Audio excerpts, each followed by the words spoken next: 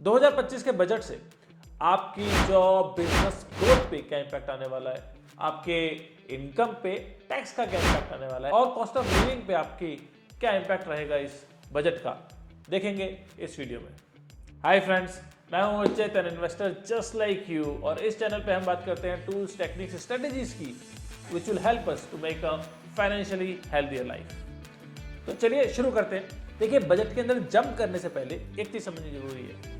जब बजट शुरू हुआ उससे पहले हमारी सिचुएशन क्या थी। अगर आप देखें तो जॉब मार्केट चैलेंज थे, जीडीपी में ग्रोथ वर्सेस कैपिटल एक्सपेंडिचर में ग्रोथ वर्सेस टैक्स कलेक्शन में ग्रोथ में बहुत बड़ा वेरिएंस था। एंड इसका मतलब क्या है कि शायद हमारा जो रिटर्न है, जो हम पैसा ले रहे हैं और लगा रहे हैं, वो शायद ट्रांसलेट नहीं हो रहा है। एंड इन्फ्लेशन बहुत बढ़ रहा था। If you quickly look at this, तो inflation actually across countries very high था 23 में, ऑलमोस्ट चाइना को छोड़ के। एंड हम देखें तो 6.3 ओवरऑल था, फिर 3.9 हुआ, 2.9 हुआ, यानी ईज हो रहा है। एंड इंडिया में भी अगर आप देखें तो India scale over here is this, और इंडिया का भी इन्फ्लेशन नीचे हुआ फिर कम हुआ। मगर अगर इसको थोड़ा सा और आगे जाएंगे ना, तो हम ये देखेंगे कि फूड का इन्फ्लेशन जो है यार, that food inflation in India has been highest in this year. हम यहां पर इन्फ्लेशन में नीचे थे, फूड इन्फ्लेशन में, then we stayed same while others were reducing, and then we again increased, slightly increased but increased. हम लोग 8-9% के फूड इन्फ्लेशन पे, जो कि बहुत इंपॉर्टेंट मैटर करता है। बॉस, अगर 100 रुपये किलो सब्जी मिलेगी, 200 रुपये किलो, 200 रुपये लीटर तेल मिलेगा, तो हम क्या खरीदेंगे और क्या खाएंगे लोग। तो यहाँ पर हम जो देख रहे हैं ना, ये समझने की जरूरत है कि ये इन्फ्लेशन में कौन सी चीज़ें हैं जिनके कारण इन्फ्लेशन की हालत ये है। और उसका रीज़न था vegetables, pulses, fruits and meets and fish, जो हमारे इंक्रीज हुए हैं 24 से 25 में। अब इस इन्फ्लेशन के अलावा दूसरे चैलेंजेस क्या रहे थे। इन्फ्लेशन है, लोग एसेंशियल गुड्स पे खर्च कर रहे हैं। एसेंशियल गुड्स पे खर्च करने का मतलब क्या है कि डिमांड कम हो रही है, लोन्स की डिमांड कम हो रही है, क्रेडिट के एक्सपेंसेस कम हो रहे हैं, आप ऑटोमोबाइल कम खरीद रहे हैं, आप एफएमसीजी गुड्स कम खरीद रहे हैं। Eventually, consumption, which plays a very critical role in any economy, was in a bad situation or going into a bad situation further. यहाँ ये इंपॉर्टेंट बात हमें समझने की क्यों थी, बिकॉज ये पूरा बजट अगर अपन देखेंगे ना, तो ये इसके ही अराउंड मुझे दिखता है। And eventually it is something which is impacting your all 3 sections. Job हो, बिजनेस हो, उसकी ग्रोथ हो, आपकी इनकम पे टैक्स हो, या फिर आपकी कॉस्ट ऑफ लिविंग हो, जिनकी तीनों की हम बात करने वाले हैं। या देखो, अगर जॉब इंक्रीज करनी है या और बिजनेस ग्रो करना है, इन दोनों केसेस में इंपॉर्टेंट है इन्वेस्टमेंट। वो इन्वेस्टमेंट केवल 2 जगहों में से आ सकती है, या गवर्नमेंट करे या प्राइवेट करे। गवर्नमेंट पिछले 3-4 साल से कंटिन्यूसली इन्वेस्टमेंट कर रही है, बट उसका रिजल्ट लिमिटेड आया है और ये सस्टेनेबल नहीं है। सरकार हमेशा अपना पैसा लगा के ग्रो करते रहे, वो बहुत सस्टेनेबल सिचुएशन रहेगी नहीं। गवर्नमेंट ने इस बार बोला कि यार हम पब्लिक प्राइवेट पार्टनरशिप करेंगे या फिर इसी तरीके के रिलेशनशिप करेंगे। फॉर एन एग्जाम्पल, इन्होंने डिस्कस किया और एग्री किया, हम एसेट मोनेटाइजेशन करेंगे। अब एसेट मोनेटाइजेशन है क्या, जिससे कि 10 लाख करोड़ मिलने वाले हैं इनको, अगर हम यहाँ जाके देखें तो। सो एसेट मोनेटाइजेशन प्लान का 2025-30 का क्या है, to bring back the capital of 10 lakh crore. ये 10 लाख करोड़ की कैपिटल आएगी कैसे? क्या ये डिसइन्वेस्टमेंट या डाइवेस्टमेंट है? नहीं। आप बेच नहीं रहे हो, मगर आप पब्लिक और प्राइवेट पार्टनरशिप कर रहे हो, यानी कि टोल जैसा कोई सिचुएशन हुई है, दूसरे कोई सिनेरियो हुई जहां पर आपके पास पैसा आ रहा है, मगर आप उस अपने मॉडल को यूज कर रहे हो जहां पर आप शायद ऑप्टिमली रिटर्न नहीं ले पाते एज अ गवर्नमेंट, बट आप प्राइवेट कंपनी को भी ला रहे हो, दोनों मिलकर ग्रोथ दे रहे हो। उसी तरीके से अगर आप देखो, उड़ान यानी कि regional connectivity to 120 new destinations and carry 4 crore passengers in next 10 years, यानी कि बॉस वहां पर भी आप जॉब क्रिएट कर रहे हैं, जॉब क्रिएशन के ऑप्शंस वहां पे निकल के आएंगे। मैरीटाइम का डेवलपमेंट का फंड डाला है इन्होंने। तो अलग अलग जगह पे पावर सेक्टर पे रिफॉर्म लेकर आए हैं।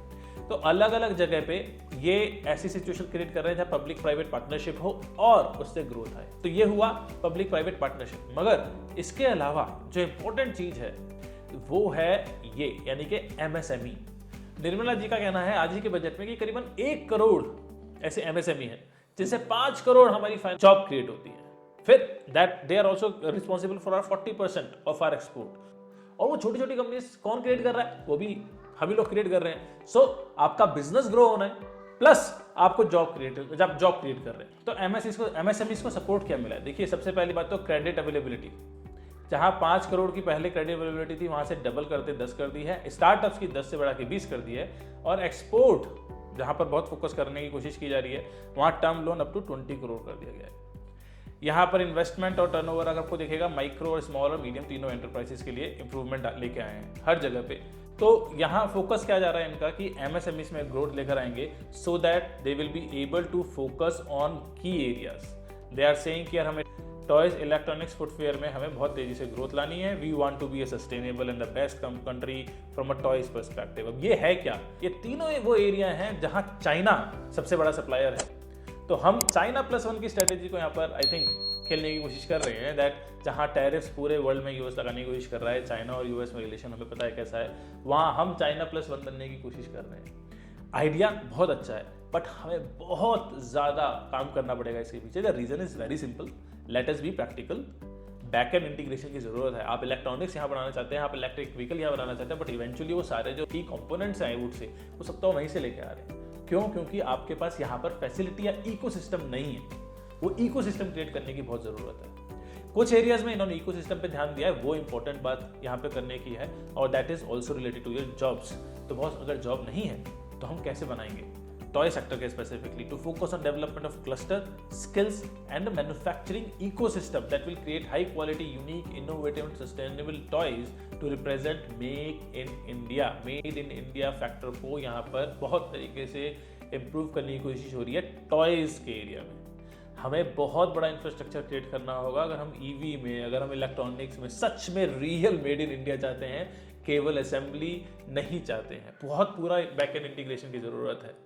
सो I hope we are going to focus more and more on that. Still for you job opportunities I am expecting शायद इस बार बढ़ेंगी हमारे लिए, और इसके साथ साथ शायद सैलरी ग्रोथ में भी इंप्रूवमेंट आए। अच्छा, ये तो हुई कैसे कमाएंगे, यानी कि जॉब कैसे आएंगी, बिजनेस में ग्रोथ कैसे आएगा।